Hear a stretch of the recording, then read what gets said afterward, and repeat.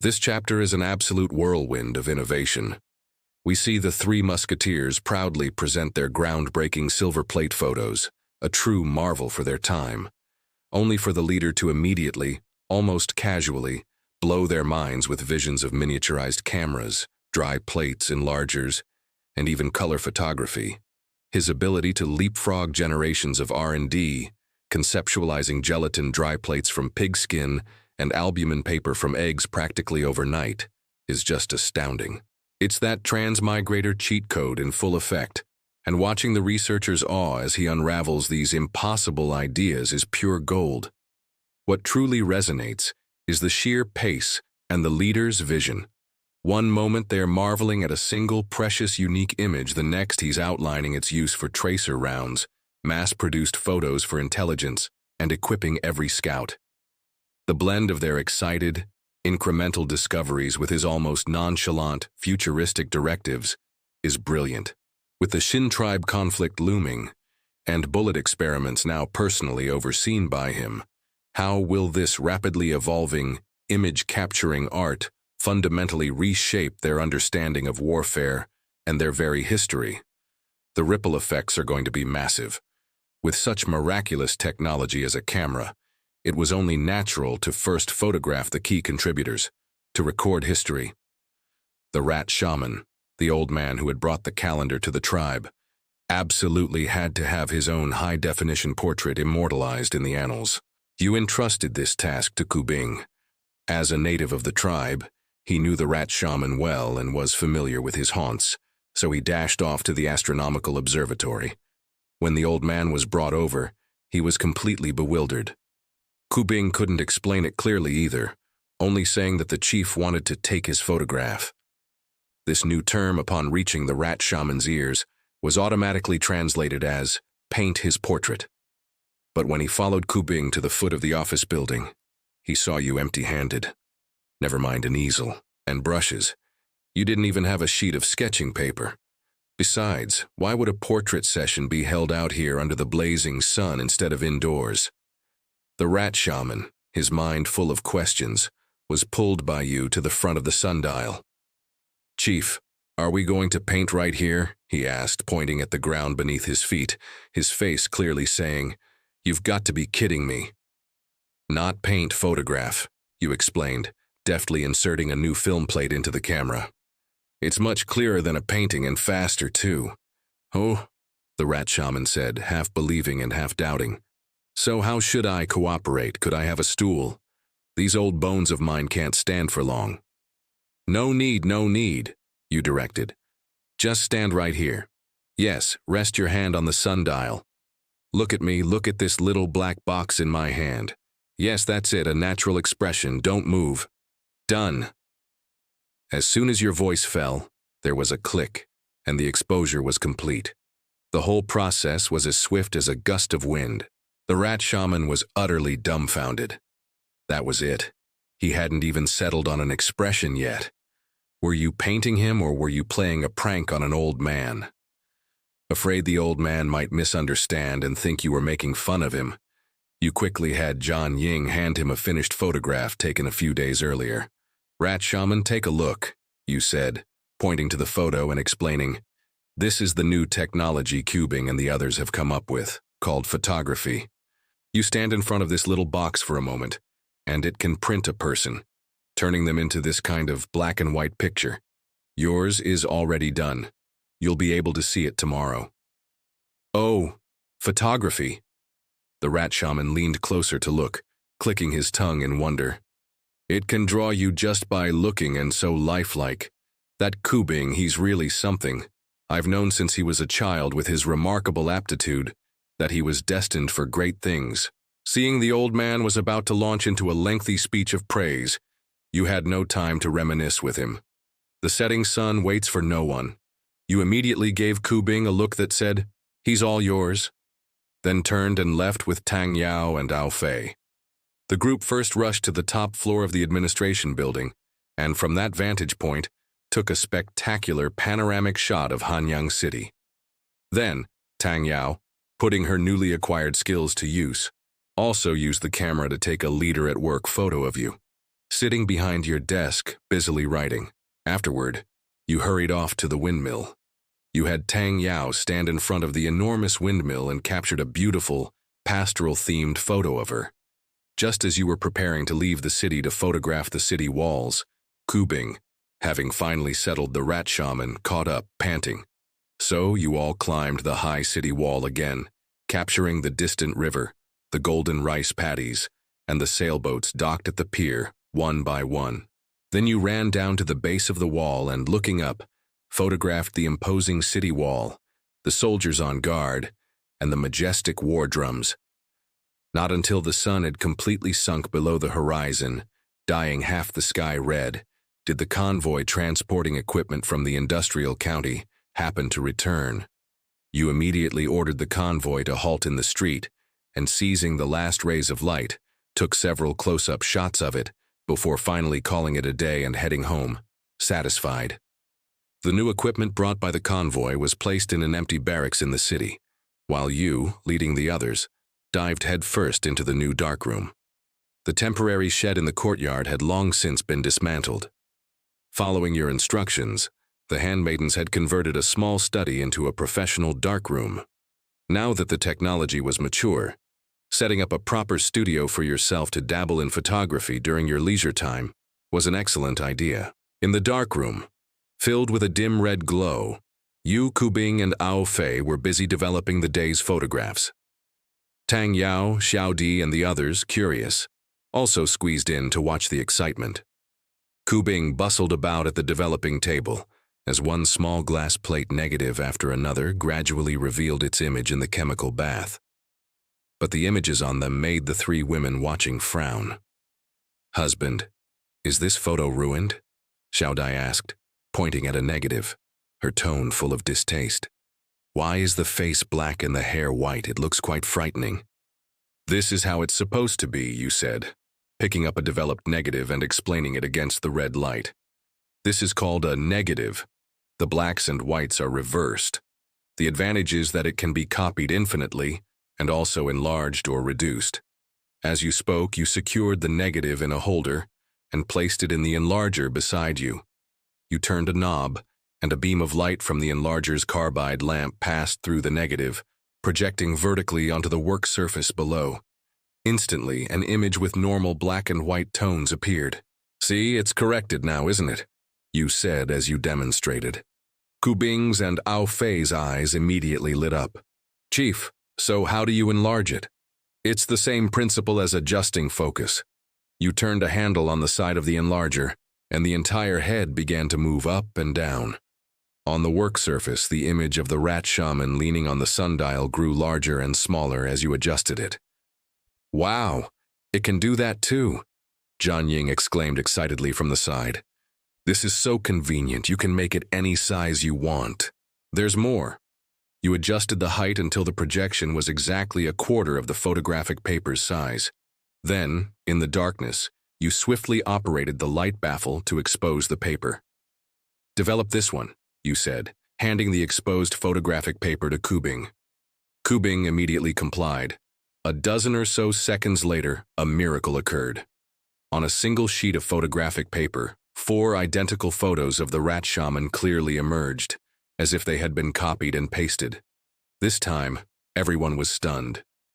They finally understood that everything you had said about pocket-sized negatives, enlarging and reducing, and repeated copying was all true. Kubing was so excited his face flushed red. He dashed in front of you in a single bound, stopping just short of hugging your legs. "Chief, my dear Chief, the technology has all been proven. Please hurry and tell me the formula for this photographic paper." He. You chuckled, amused by Kubing's impatient eagerness. You turned your head to John Ying and said, "You tell them how this photographic paper is made. After all, this is your masterpiece." John Ying covered her mouth, stifling a giggle. Kubing's and Ao Fei's gazes instantly focused on her like searchlights, their faces filled with disbelief. "Don't look at me.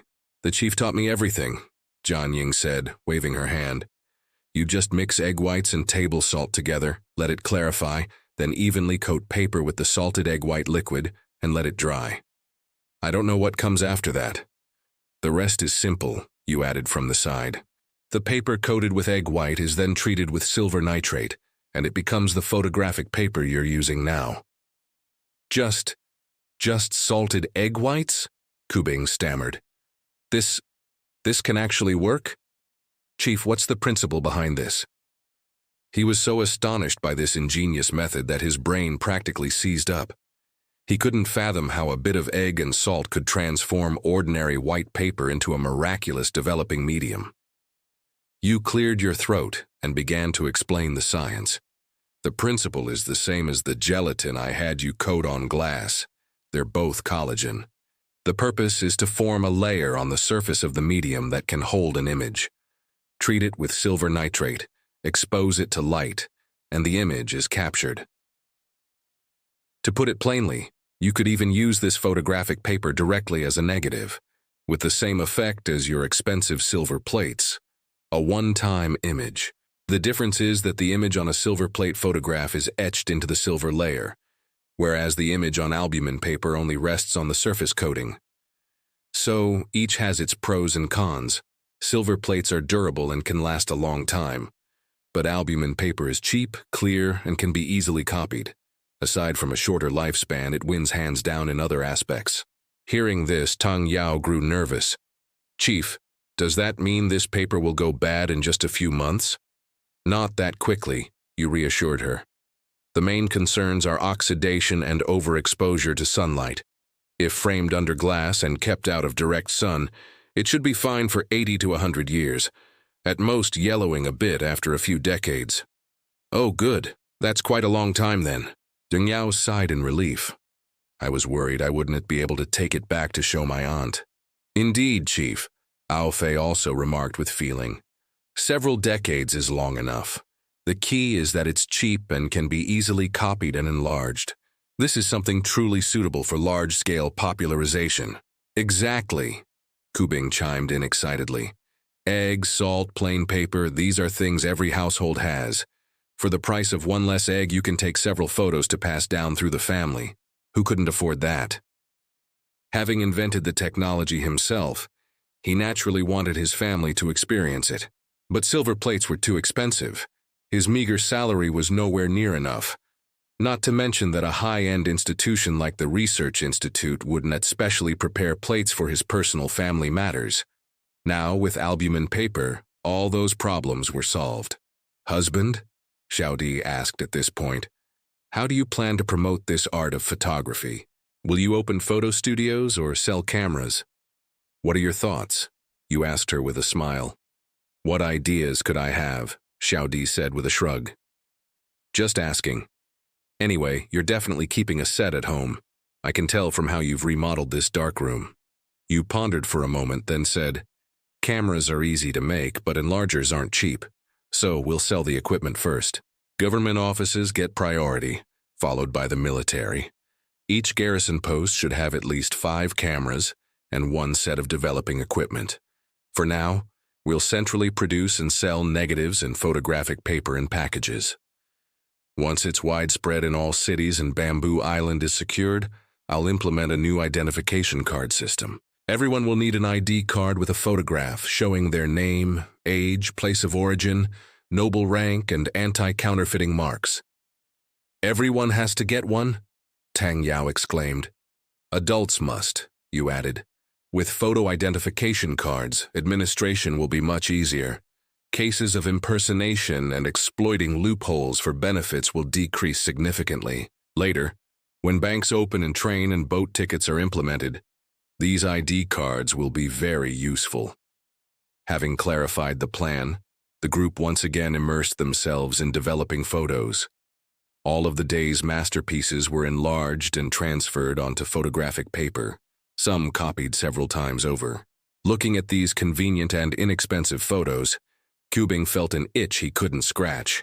He sidled up to you and proposed borrowing a camera to take a few pictures of his family at home, offering to have the cost of materials deducted from his salary.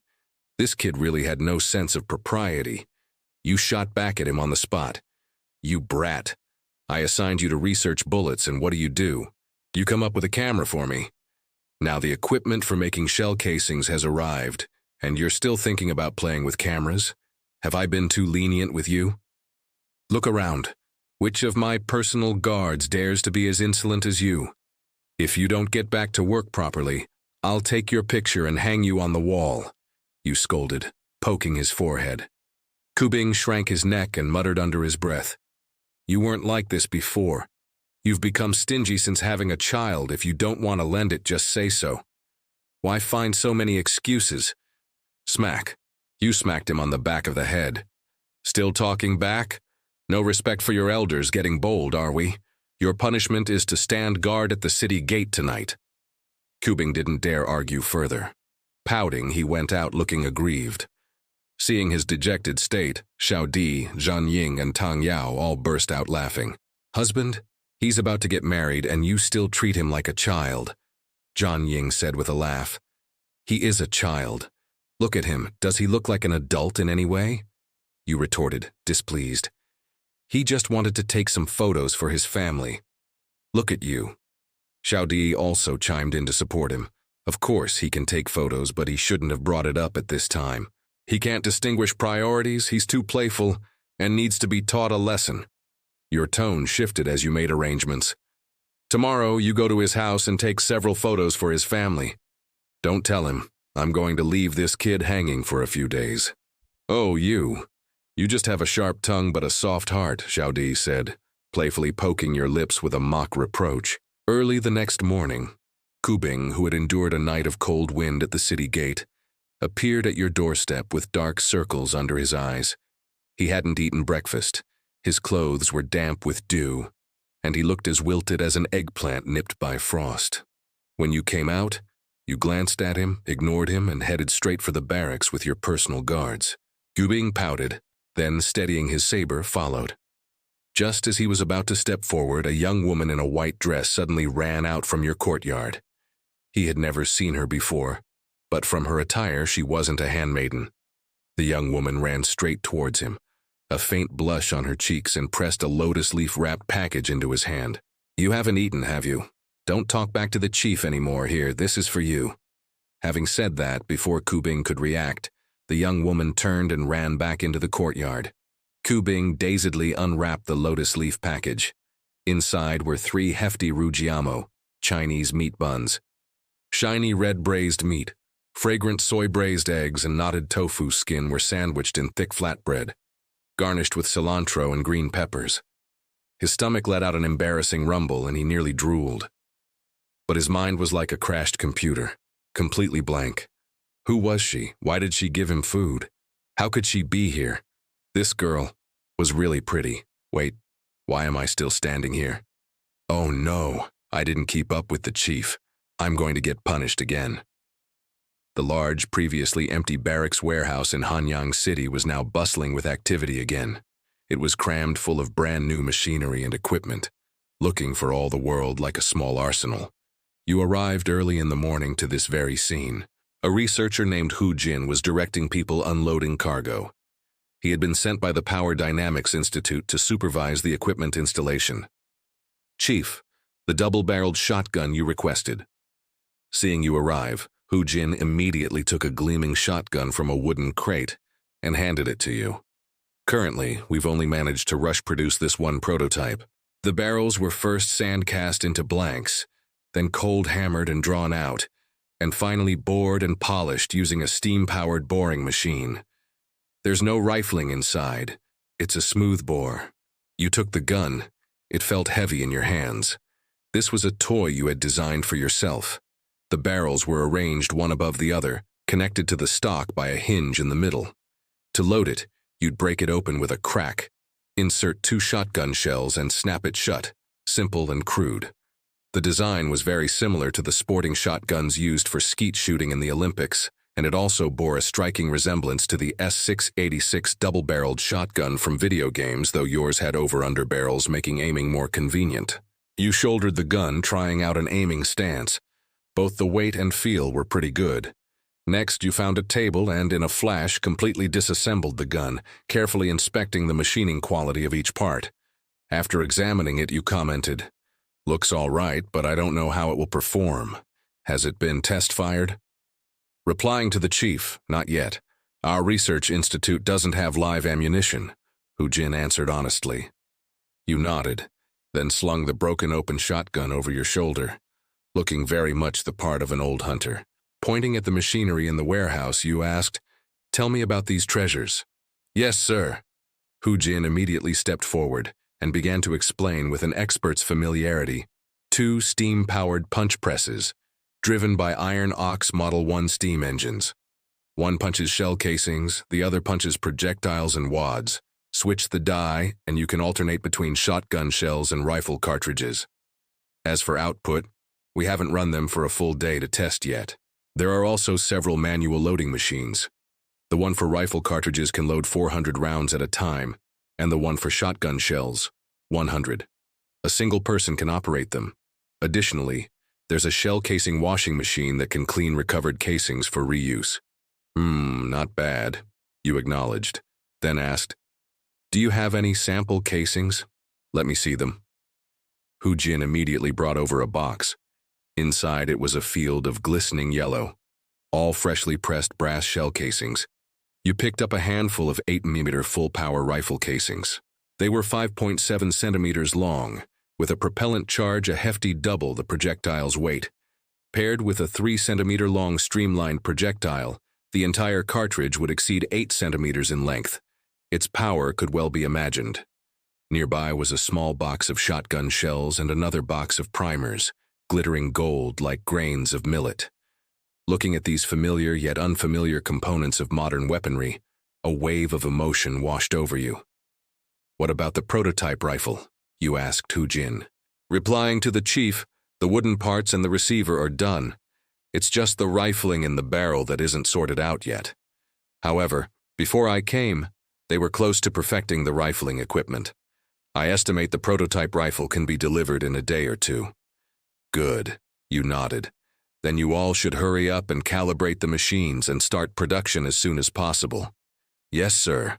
Then, "What about the workers here?" Hu Jin asked.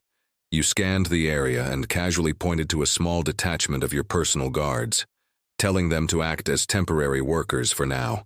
A dozen or so people would be enough for this small workshop. Once they became proficient, you would transfer a batch of veterans retired due to injury. This would both protect military secrets and provide a livelihood for the disabled veterans. After making the arrangements, you had people bring over several boxes and began to manually load cartridges in a corner. The brass bases of the shotgun shells were all the same, but the plastic hulls came in 2 colors, light blue for slugs and red for buckshot, loaded with 8 large lead pellets, making them clear at a glance. You beckoned towards the entrance. Kubing, who had just finished his Ruggiamo and was still wiping his mouth, immediately scurried over. "Chief, come and load ammunition," you instructed.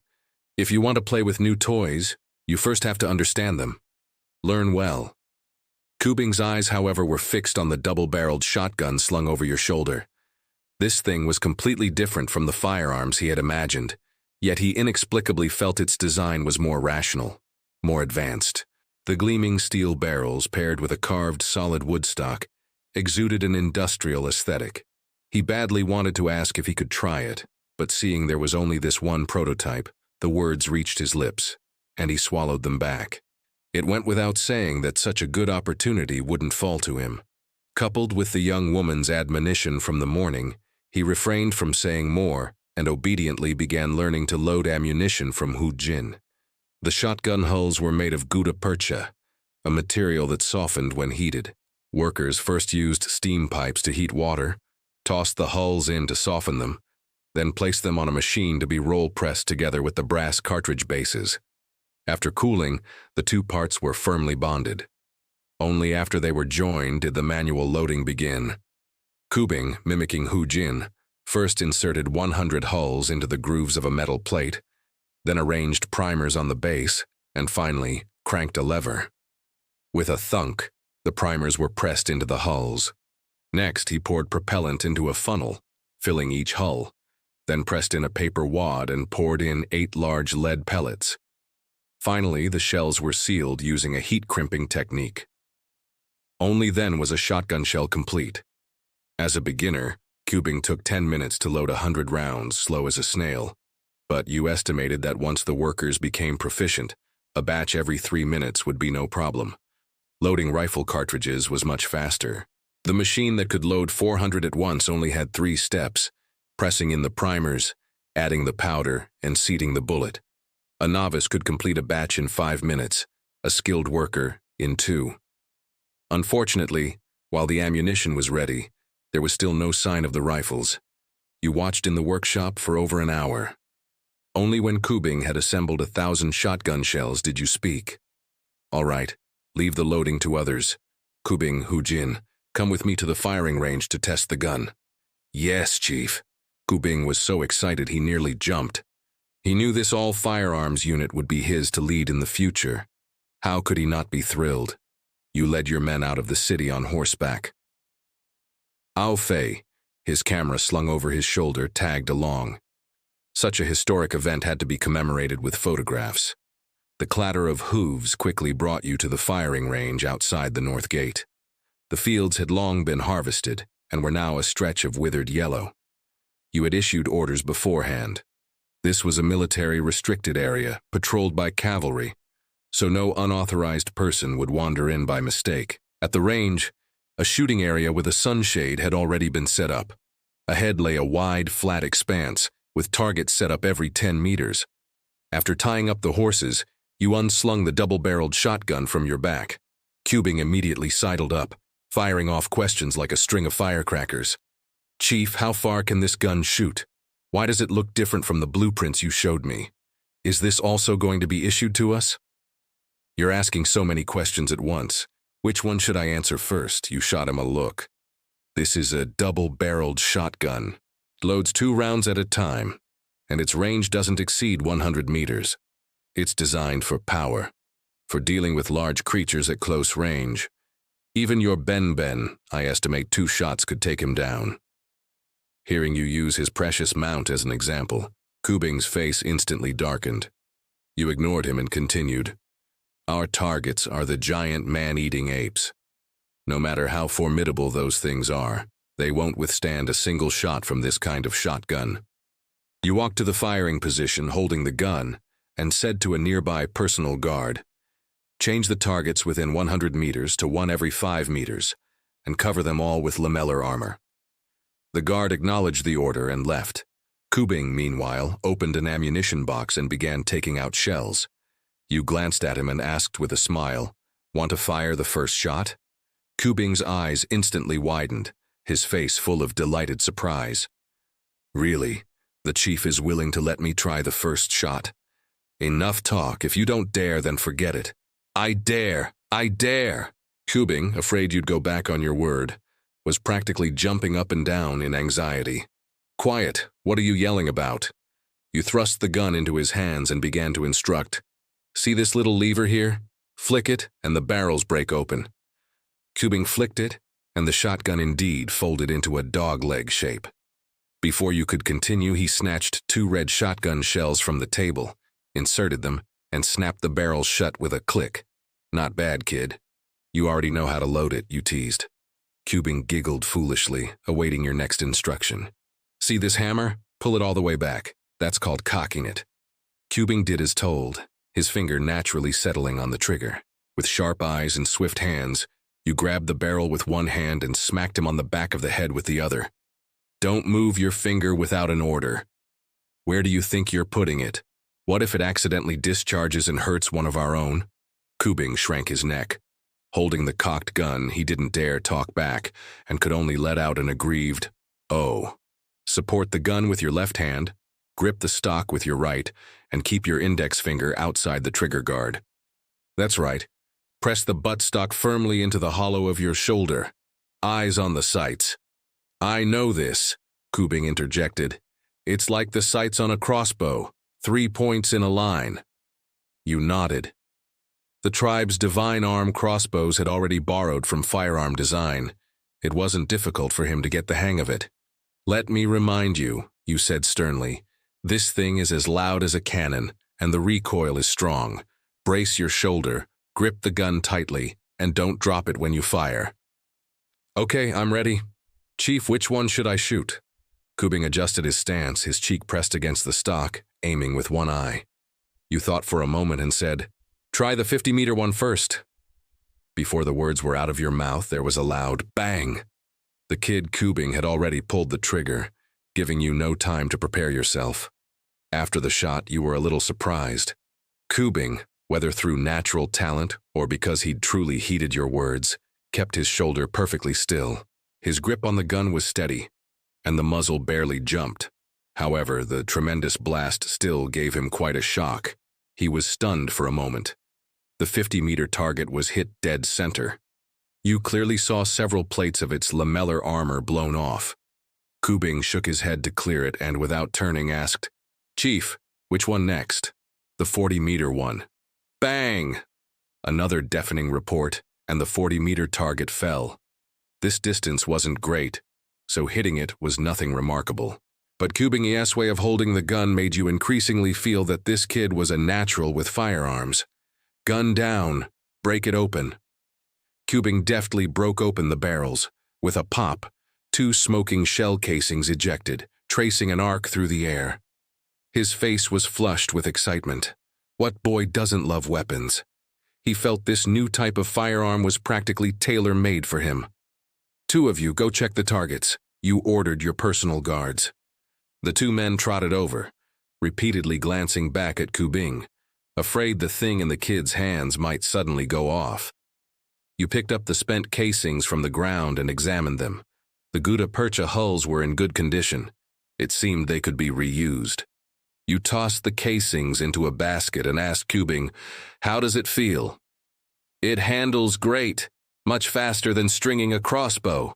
"Chief, let's equip these," Kubing said, his face alight with excitement. "Hey, hey!" You chuckled twice and poked his forehead. Clamoring to equip it without even knowing its full power? That's not how a general should behave. You have to be responsible for your soldiers. You turned your head and shouted towards the target area. "What's the report?" A personal guard ran back and reported, "Chief, on the 50-meter target, 2 armor plates were blown off. 5 have dents, but no penetration. The wooden board is undamaged."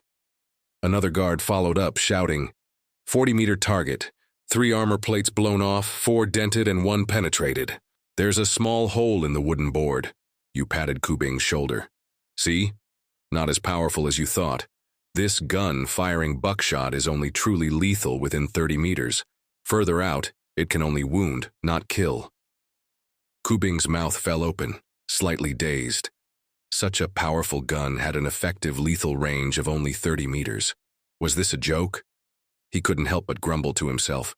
You called back the target inspectors and then ordered Kubing, "This time, load the blue-cased slugs. Aim for the 70-meter and 80-meter targets." Kubing immediately complied, pinning all his hopes on these next 2 rounds. Bang! Bang! 2 shots rang out in quick succession. This time Kubing didn't wait for your command. He fired as soon as he had loaded. After firing both shots, he thrust the gun into your hands and vaulted over the railing, rushing towards the targets. You smiled and raised your binoculars. The details on the distant targets were crystal clear. There was no need to run over. Kubing inspected them over there and immediately shouted excitedly, "Chief, it penetrated. The 70-meter target is penetrated. A fist-sized hole. This gun is viable. Let's just use slugs from now on." You lowered the binoculars and said with a smile, "That won't do. Buckshot has its uses and slugs have their advantages. Since we can produce both, why use only one? Both these types of ammunition meet the standard for issue. We're just waiting for the standard issue shotguns to arrive." Kubing became anxious upon hearing this. "Chief, can't we equip this model? I think this one is pretty good." You countered, "If the standard issue shotgun has the same power and range but can hold 7 rounds at a time and can also mount a bayonet, which one would you choose?" 7 rounds at once? Kubing's eyes nearly popped out and he almost drooled. "Doesn't that mean it can fire 7 shots in a row?" "Obviously." You shot him a look, broke open the barrels and reloaded it yourself. Then you grabbed a handful of shotgun shells and stuck a row of them in your belt. Kubing watched your actions with a look of confusion. Were you going to demonstrate personally? He had only fired 4 shots. If he'd known, he wouldn't have given you the gun just now. He sidled up and asked curiously, "Chief, are you going to test it further?" You nodded. You were just testing its range. You didn't get to see this gun's true capabilities at all. Watch closely, kid. That's not how you handle a gun. As you spoke, you raised the shotgun and nodded to the nearby personal guards. Immediately, someone brought over 2 baskets of corn cobs, stood 20 meters away, and forcefully tossed them into the air. The 2 corn cobs had been airborne for less than a second when, bang, bang, 2 shots rang out, and the corn cobs were instantly pulverized in midair.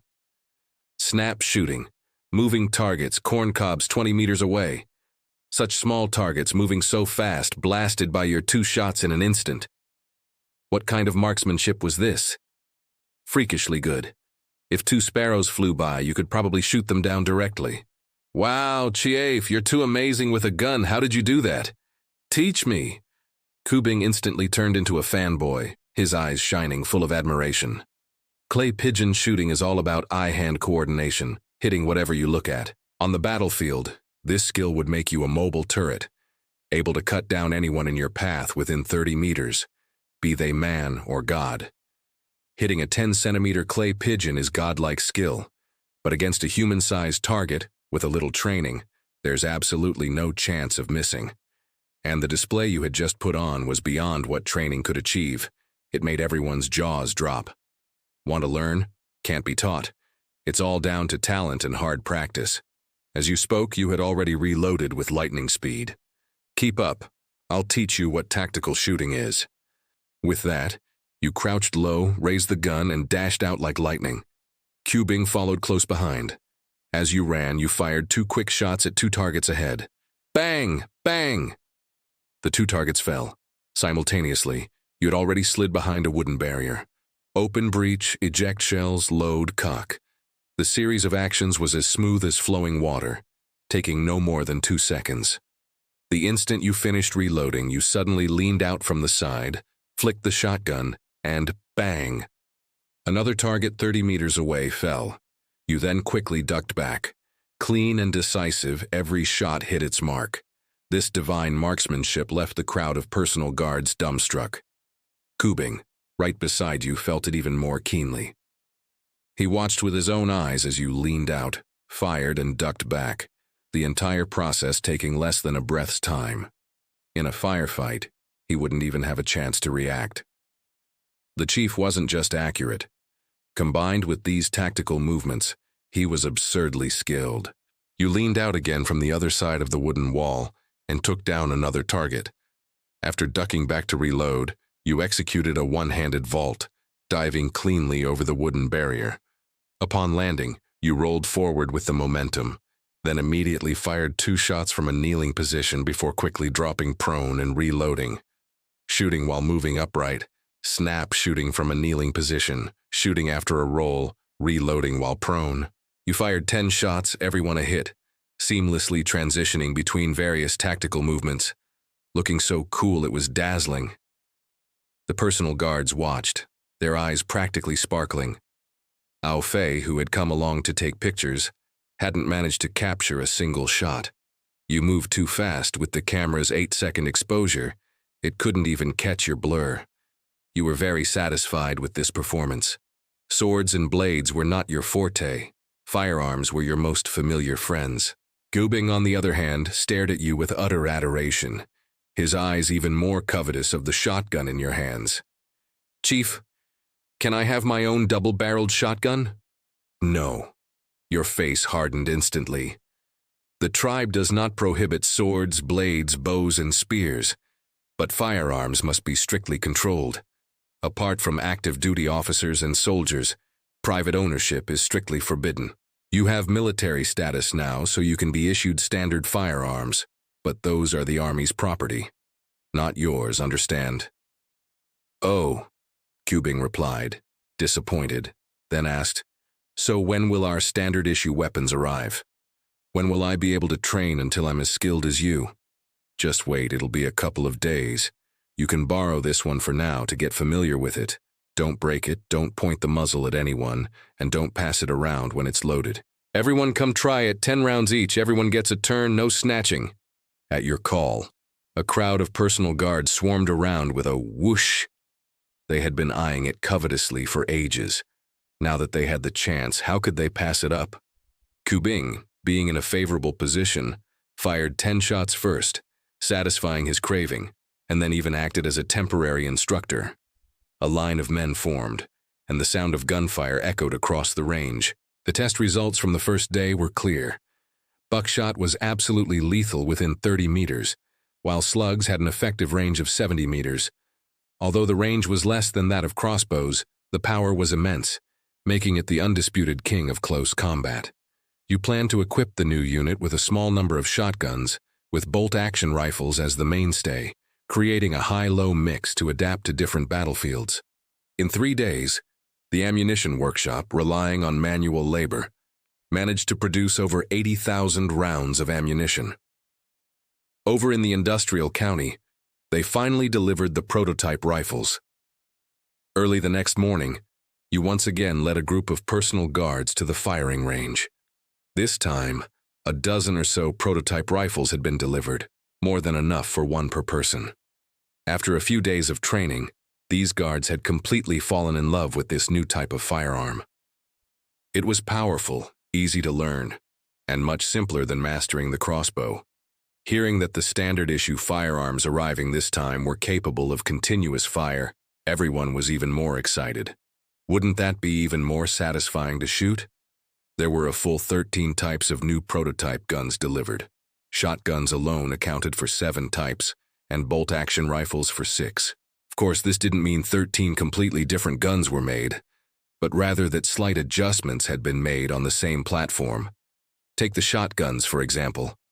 All were pump action and looked similar externally, but upon closer inspection, there was a bullpup micro version with a 3-round capacity, available with both internal and external hammers. A long-barreled, bayonet-mountable 7-round version, also with internal and external hammer options, and an 8-round version with a magazine tube as long as the barrel and a side-mounted bayonet. To put it plainly, it was the same basic structure, caliber, and design, with differences only in length, ammunition capacity, and bayonet position. Even the bayonets came in 3 different styles. It was the same for the G98 style bolt-action rifle. The overall structure of the gun remained unchanged, but there were 4 different combinations of front and rear sights alone, and the bolt handle came in both straight and bent versions. The reason for creating so many models was for testing, to identify the most suitable one before finalizing it for mass production. The 13 types of weapons laid out in a row were a dazzling sight for the personal guards. Kubing directly picked up a bullpup short shotgun and began to fiddle with it. "Chief, this batch of guns is much sleeker than your double-barreled shotgun." Indeed, this batch of standard-issue weapons was compactly designed, a vast improvement over the previous crude break-action model. Military weapons needed to be simple and compact to reduce malfunction rates and improve efficiency. "Naturally," you commented, "military guns must be optimized. Sleekness indicates compact parts and also reduces weight, lightening the burden on the soldiers." Subing turned the short shotgun over and over, but couldn't find the loading port, scratching his head in frustration. "Chief, where do you load this gun? Why can't I open it?" You smiled and took the gun. "Look here, you load it through this opening at the bottom. Insert the bullets head first. It can hold 3 rounds, and with 1 preloaded in the chamber, that's 4. You picked up 3 cartridges and inserted them through the loading port at the bottom, continuing the demonstration. Grip the handle with your right hand. Grab the fore end with your left. Pull it back, then push it forward, and the bullet is chambered. You pumped the fore end, pulled the trigger, and fired a shot at the target. Before anyone could react, you pumped it again with a clack and fired another shot. 3 rounds were fired in the blink of an eye. The personal guards were dumbfounded. So that's how standard-issue shotguns worked. So easy to chamber, and its power crushed that of the shotgun from the other day.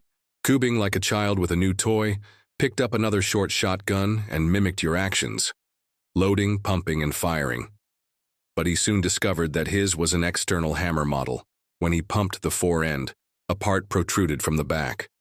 Chief, why are ours different? It's right that they're different. We made so many precisely for you to test. Whichever model is safer, more reliable, easy to use, and handles well, that's the one we'll finalize. You then picked up several of the long-barreled 7-shot and 8-shot models, attached bayonets, and said to the personal guards, "Don't just stand there, everyone come and try them. Don't be afraid of wasting ammunition. Guns are meant to be fired. I want you to shoot these guns until they're worn out.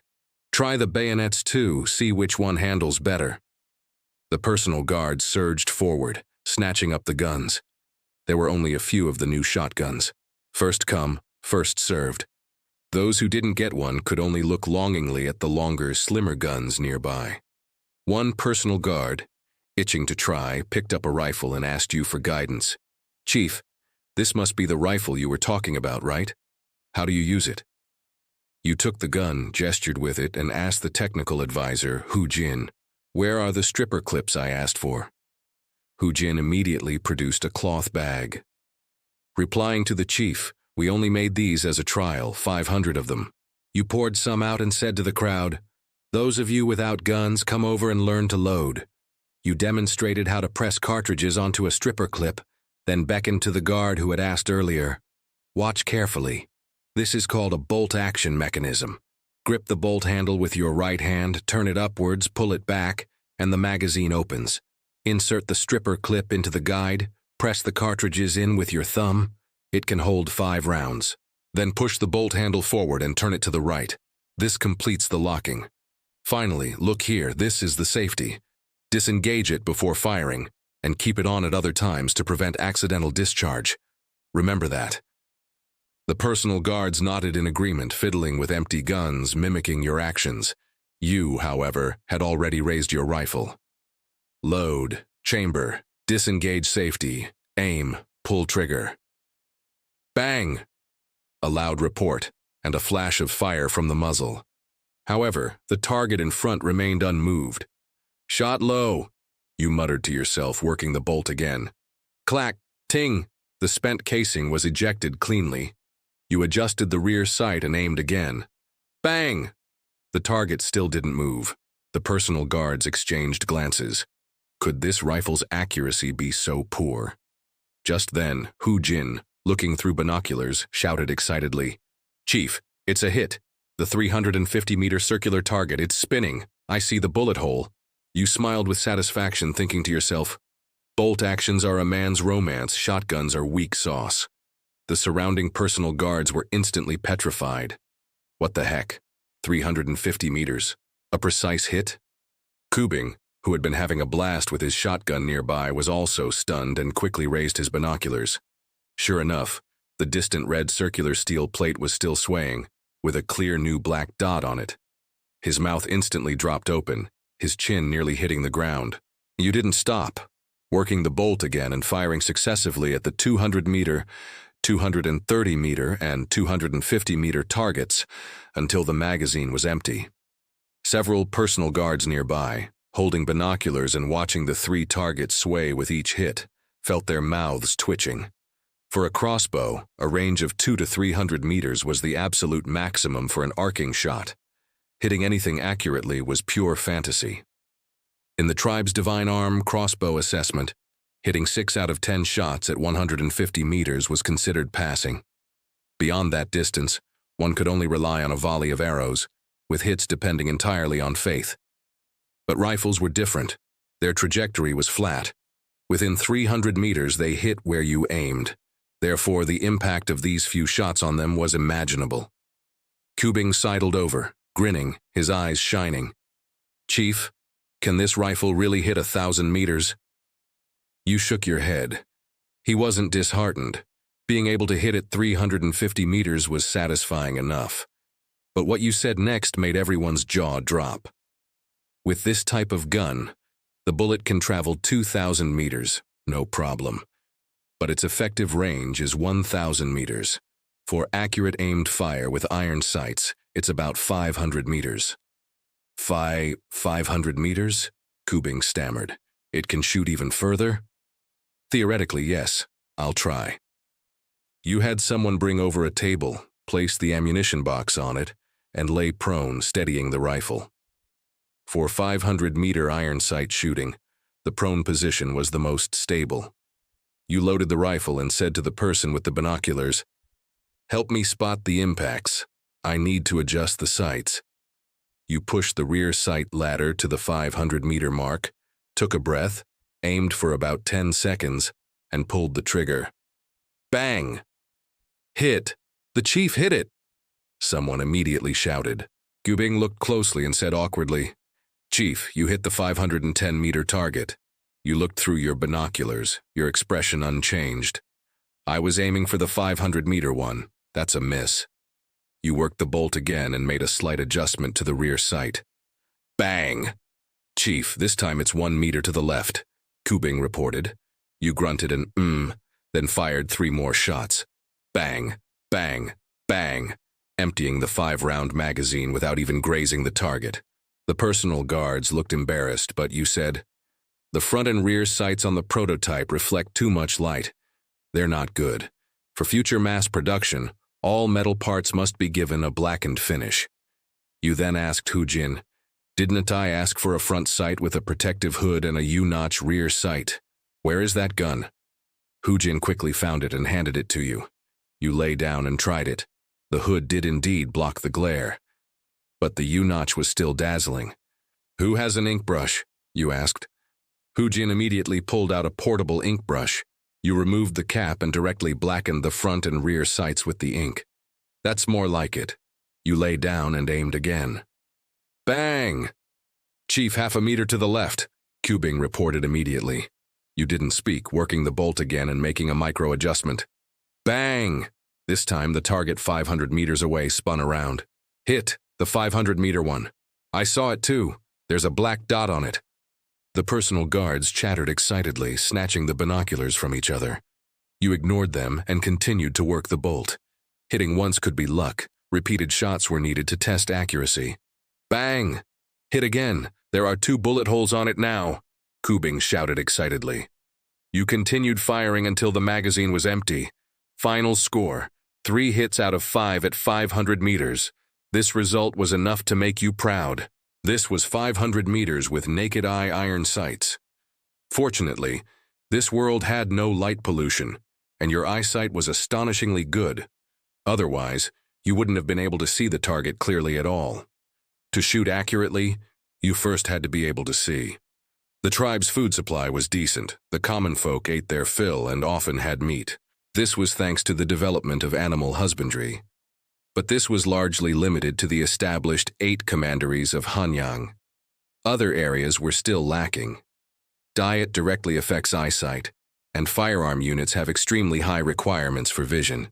It seemed the recruits for this new unit could only be selected from these 8 commanderies. As you toyed with the rifle, you mulled over the formation of the firearm unit, recruitment sources, selection criteria, military organization.